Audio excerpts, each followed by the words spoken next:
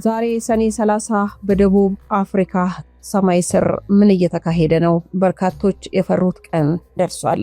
ዛሬ ሰኔ 30 2026 እንደ ፈረንጆቹ የዘመን ቀመር የቀስተ ደመናዋ ምድር ደቡብ አፍሪካ በታሪኳ አይታው የማታውቀው እጅግ አስፈሪና ታሪካዊ ታሪክ ምዕራፍ ላይ ትገኛለች። ሰዓቱ እየተቆጠረ ነው። በሀገሪቱ የሰፈነው የፍርሃት ጸጥታ ግን ከባድ ማዕበል ከመቀስቀሱ በፊት ያለ ስውር ፍርሃትም ይመስላል። በማህበራዊ ሚዲያዎችና በተለያዩ ጽንፈኛ የሀገር ውስጥ ንቅናቄዎች የተዋቀረውና የመጨረሻው የቤት ማጽዳት ቀጠሮ የተባለለት የሰኔ 30 ቀነ ገደብ በመድረሱ በሚሊዮን የሚቆጠሩ አፍሪካውያን ስደተኞች ሕይወታቸውን ለማዳን ንብረታቸውን በትነው በጅምላ ምድሪቱን ነቅለው እየወጡ ነው። ይህ ሌሊት ተራ የፍርሃት ወሬ አይደለም። ይልቁንም ሀገራት የዜጎቻቸውን ደህንነት ለመጠበቅ የአስቸኳይ ጊዜ በረራዎችን ያወጁበት የታሪክ ትራጀዲ እንጂ።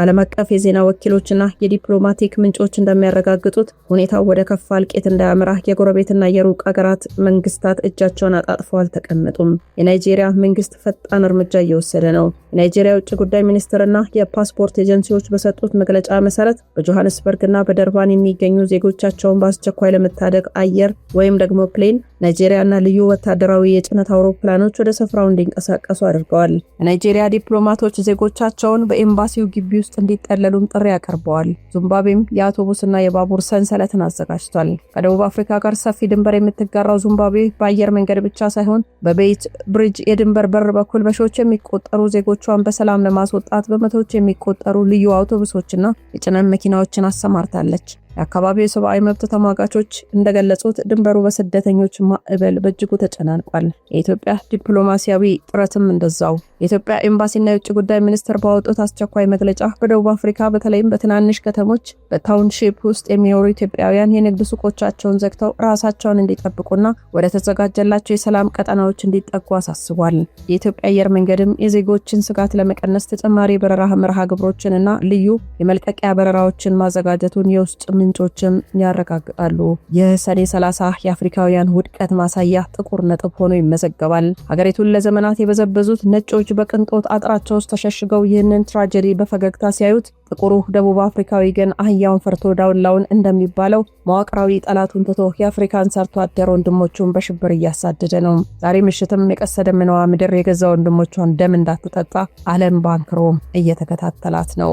ሰላም፣ ጤና፣ ፍቅር፣ በረከት ተመኘንላችሁ ውድ ቤተሰቦቻችን በያላችሁበት የዓለም ዳርቻ ሁሉ እንደምን ቆያችሁን። እንግዲህ ከላይ ባስደመጥናችሁ ርዕሰ ጉዳይ ከእናንተ ጋር ቆይታ እናደርጋለን። በተለይም ደግሞ በዛ ያላችሁ ቤተሰቦቻችን ውድ ኢትዮጵያውያን፣ ኤርትራውያን ራሳችሁን እንድትጠብቁ ስንል እናሳስባለን። እንግዲህ ሰኔ 30 በጣም በፍርሃት ስትጠበቅ የነበረች ቀን ናት። በተለይ ደግሞ በደቡብ አፍሪካ ሰማይ ስር ማለት ነው። ብዙ ልጆቻችን በስደት አሉና ከላይም እንዳልኳቸው አህያውን ፈርቶ ዳውላውን ነው።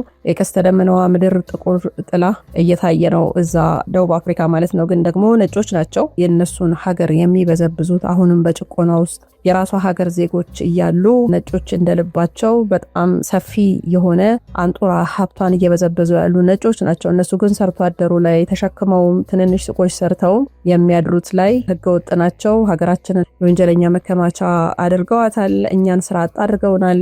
ገንዘባችንን እንዲወድቅ አድርገዋል ብለው ጣታቸውን የቀሰሩት ሰርቶ አደሩ ላይ ድሃው ላይ ነው ማለት ነው።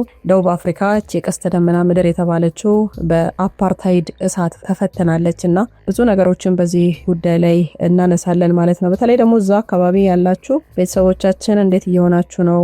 አየሩስ እንዴት ነው የሚለውን ለመጠየቅም እንወዳለን። በኮሜንት መስጫ ላይ ያለውን ነገር አጋሩን። ግን በጣም ጥልቅ የሆነ ሚስጥርን ነው ዛሬ የምንገልጠው። አብራችሁን እስከ መጨረሻው እንድትቆዩ በአክብሮት ነው የምንጠይቃችሁ። በማጸጋይን ከአክሱም ቲዩብ ሰናይ ቆይታ ይሆንላችሁ። ደቡብ አፍሪካ የቀስተ ደመናዋ ምድር በአፓርታይድ እሳት ተፈትና በኔልሰን ማንዴላ የይቅርታ ስብከት የነጻነት አየር የተነፈሰችው ምድር ዛሬ ግን በገዛ ወንድሞቿ የጥላቻ እሳት እየተናጠች ነው። በተለይች ዕለት ሰኔ 30 በብዙዎች ልብ ውስጥ ታላቅ ፍርሃትንና ስጋትን ዘርታለች። ጎዳናዎቹ በሾክሾክታና በስጋት ተሞልተዋል። ዜኖፎቢያ የባዕዳን ጥላቻ እንደገና አገሪቱን ሊበላት አፉን ከፍቷል። ነገር ግን ይህ ጥላቻ በአንድ ጀንበር የበቀለ አይደለም። ስሩ ጥልቅ፣ ታሪኩም ረጅም ነው። ታሪክን ወደ ኋላ እንመርምር። የደቡብ አፍሪካ የባዕዳን ጥላቻ ዘር የተዘራው በአፓርታይድ የዘረኝነት ስርዓት ዘመን ነው። ነጮቹ ገዢዎች ጥቁር ደቡብ አፍሪካውያንን ከቀሪው አፍሪካ ጋር ብቻ ሳይሆን እርስ በርሳቸው በጎሳ ከፋፍለው በድንቁርናና በድህነት አጥር ውስጥ ዘግተዋቸው ነበርም። ደቡብ አፍሪካውያን ከኛ ውጭ ያለው ዓለም አደገኛ ነው የሚል የስነ ልቦና መርዝ ተጋቱ። ነጻነት በ1994 ዓመተ ምህረት ሲመጣ በደቡብ አፍሪካውያንና በቀሪው አፍሪካ መካከል የነበረው ግንብ ተናደም። ካስከፊው የእርስ በርስ ጦርነትና ድህነት የሸሹ አፍሪካውያን፣ ናይጄሪያውያን፣ ዚምባብዌያውያን፣ ሞዛምቢካውያን፣ ኢትዮጵያውያንና ሶማሊያውያን፣ ኤርትራውያን ወደ ዝች የበለጸገች ምድር ተመሙ። ነገር ግን የመጡት ወደ ገነት አልነበረም፣ ወደ ሌላ የኢኮኖሚ እቶን እሳት እንጂ። የሰላሙ ጭንብል ተገፎ የጥላቻው እሳተ ገሞራ ለመጀመሪያ ጊዜ በይፋ የፈነዳው እንደ አውሮፓውያኑ የዘመን ቀመር በ2008 ነበርም። የ2008ቱ እልቂት በጆሃንስበርግ አሌክሳንድራ መንደር የተነሳው ሁከት እንደ ሰደድ እሳት ሀገሪቱን አዳረሳት። ከ60 በላይ ንጹሃን ዜጎች ወዲያው ተገደሉ፣ በሺዎች የሚቆጠሩ ተፈናቀሉ። ፍርሃት ምድሪቱን ወረራት። የዓለም ሚዲያ ደቡብ አፍሪካ ወንድሞቿን እየበላች ነው ሲል ጮህም። 2015 ተከተለ። የንጉስ ዙዌሊቲኒ ንግግር። የዙሉ ንጉስ ጉድዊሊ ዙዌሊቲኒ ስደተኞች ዕቃቸውን ጠቅልለው ይውጡ የሚል መልእክት ማስተላለፋቸውን ተከትሎ በደርባንና በጆሃንስበርግ በስደተኞች ላይ አሰቃቂ ጥቃት ዳግም ተፈጸመ። የኦፕሬሽን ዱዱላ መነሳት ደግሞ ቀጠለም። ቅርብ ዓመታት ውስጥ ዱዱላ ወይም ማባረር፣ ማስወጣት የሚል ስያሜ የያዙ ስልታዊ የወጣት ንቅናቄዎች ተፈጠሩ። ህጋዊ ያልሆኑ ስደተኞችን እናስወጣለን በሚል ሽፋን የስደተኞች ሱቆችን መዝጋትና ማዋከብ የዕለት ተዕለት ተግባር ሆነም። ለመሆኑ ይሄ ሁሉ ጥላቻ ምክንያቱ ምንድነው ብላችሁ መጠየቃችሁ አይቀርም። መልሱ ፍርሃትና ተስፋ መቁረጥ የሚል ነው። 4 ነጥብ። ደቡብ አፍሪካ በዓለም ላይ ከፍተኛ የሀብት ልዩነት ካለባቸው አገራት ቀዳሚዋ ናት። ከፍ ያለ የስራ አጥነት ቁጥር አለ፣ በተለይ ደግሞ በወጣቱ ዘንድ። የአገሪቱ ወጣቶች ነጻነት ካመጣው የፖለቲካ ድል በስተጀርባ የኢኮኖሚ ተጠቃሚ መሆን አልቻሉም። መንግስት መሰረታዊ አቅርቦቶችን ማቅረብ ሲሳነው ወጣቶቹ ጣታቸውን ወደ ስደተኞች ቀሰሩ። ስራችንን ቀሙን፣ ደሞዝ አረከሱብን፣ ወንጀልን አስፋፉ የሚሉ ክሶች የጥላቻው ነዳጅ ሆነ። ነገር ግን እውነታው ስደተኞች በራሳቸው ጥረት በትናንሽ ሱቆችና በጉልበት ስራ ራሳቸውን የቻሉ ጠንካራ ሰራተኞች መሆናቸው ነበረ። የስኬት ደግሞ ቅናትና ቂምን ወለደም። ዛሬም ድረስ ታዲያ ታሪኩ አላበቃም። በተለይ በዚህ በሰኔ ወር መጨረሻ ላይ በማህበራዊ ሚዲያዎችና በተለያዩ የሀገር ውስጥ ድርጅቶች የሚሰራጩ ስውር ጥሪዎች ስደተኛውን ማህበረሰብ በከፍተኛ ስጋት ውስጥ ጥለውታል። ሰኔ 30 ለብዙዎች የምርጫና የፖለቲካ ትኩሳት መነገጃ ካርድ ሆኗል። ፖለቲከኞች የገዛ ውድቀታቸውን ለመሸፈን ስደተኛውን እንደ ባዕድ ሲጠቀሙበት ይታያሉ። ፍርሃት በየቤቱ አንኳኩቷል። ሱቆች ተዘግተዋል። እናቶች ልጆቻቸውን አቅፈው ሌሊቱን ያለ እንቅልፍ ያሳልፋሉ። የአፍሪካ የነጻነት ታሪክ የጋራ ነው። ደቡብ አፍሪካውያን የአፓርታይድን ቀንበር ለመስበር በሚታገሉበት ዘመን ቀሪው አፍሪካ ኢትዮጵያን ጨምሮ ቤቱን፣ ገንዘቡን፣ ፓስፖርቱን ሰጥቶ ደግፏቸዋል። ዛሬ ያንን ውለታ በጥላቻ መመለስ የታሪክ መዛባት ብቻ ሳይሆን የሞራል ክስረትም ነው። ደቡብ አፍሪካ እየተናጠች ነው። ነገር ግን ይቺ ውብ ምድር ልጆቿን የምታቅፍበት፣ ጥላቻን በፍቅር የምታሸንፍበት ቀንም ሩቅ አይደለም ተብሎ ይገምታል። ምክንያቱም ኡቡንቱ እኔ ስላለሁኝ ነኝ የሚለው የአፍሪካውያን ጥልቅ ፍልስፍና ከጥላቻ በላይ የመኖር አቅም አለውና በደቡብ አፍሪካ ምድር ላይ ትልቁ አህያ በምናብ ይታያል። አህያውን ፈርቶ ዳውላውን። ነገር ግን ማንም ሊመታው አይደፍርም። ከ1994ቱ የፖለቲካ ሽግግር በኋላ የአፓርታይድ ስርዓት በወረቀት ላይ ቢበቃም የአገሪቱ የኢኮኖሚ ቁልፍ ግን አሁንም በትንሹ የነጮች ማህበረሰብ እጅ ነው ያለው። ከ80 በመቶ በላይ የሚሆነው ለም የእርሻ መሬት፣ ትልልቆቹ የማዕድን ማውጫዎች፣ ባንኮች፣ የኢንዱስትሪ ኮርፖሬሽኖች አሁንም የነጮቹ ጭቆና መዋቅር አካል ናቸው። ይህ አድሏዊ መዋቅር አብዛኛውን ጥቁር ደቡብ አፍሪካዊ በገዛ ሀገሩ የኢኮኖሚ ባሪያ አድርጎታል። ነገር ግን ስር የሰደደው የነጮች በዝባዥነትና የሀብት ዘረፋ በግልጽ ተጋፍጦ ስርዓቱን ከመቀየር ይልቅ ፍርሃትና አቅም ማጣት ህዝቡን ክፉኛ አጥቅቶታል።